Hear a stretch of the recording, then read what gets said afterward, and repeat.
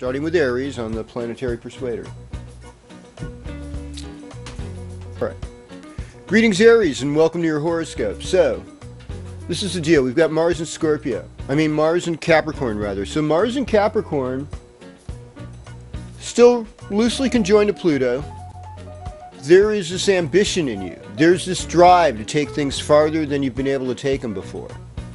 So you're trying to move ahead with things. You're trying to get over past problems and be able to accept that you're a lucky person. You know, Sagittarius is a ruler of your 9th house, so this is a lucky time for you.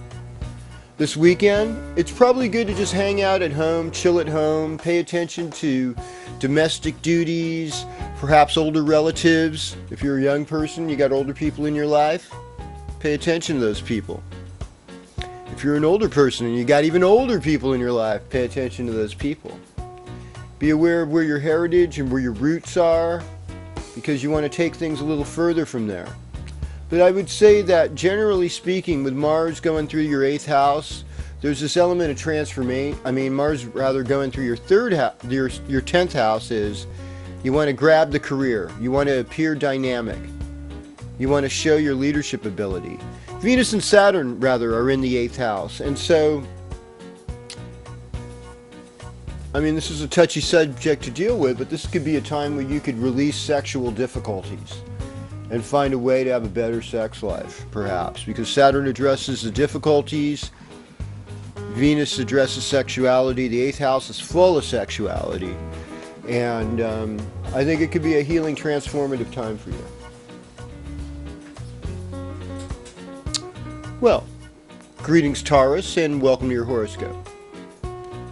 So we've got Venus and Saturn in the 7th house, so I want to go off on this for a little bit for you. I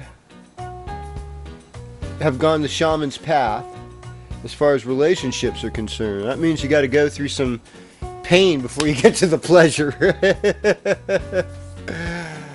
And we make all kinds of crazy sacrifices when it comes to love, and some of it, in human compatibility, it's necessary.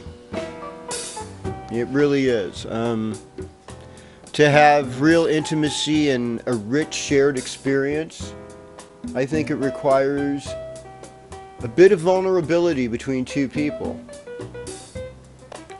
Now, when it's safe to show that vulnerability is a whole other psychological, biological discussion that we will not get into on this show. But I will say this. You want a relationship that's real? Now would be your time to pursue it. Let's look at how our agenda is this week. So we're starting out with the moon in the 3rd house. So moon in the 3rd house for you is about working with your hands. It's about friends from high school and college, your neighbors, your local environment, short trips around town, how you communicate with people. So, it's a fairly active weekend where you got to get some stuff done. That's how I look at it. Sagittarius time. Now that Sun in the 8th house, it's about letting go of things, allowing other people to help you, and being okay with that. Being okay of maybe if you have to go in a little debt temporarily or loan money to somebody else.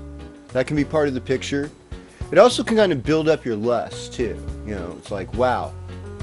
Now in a northern clime, you're probably, if you don't have somebody, it's always nice to have somebody to cuddle up with, those cold nights.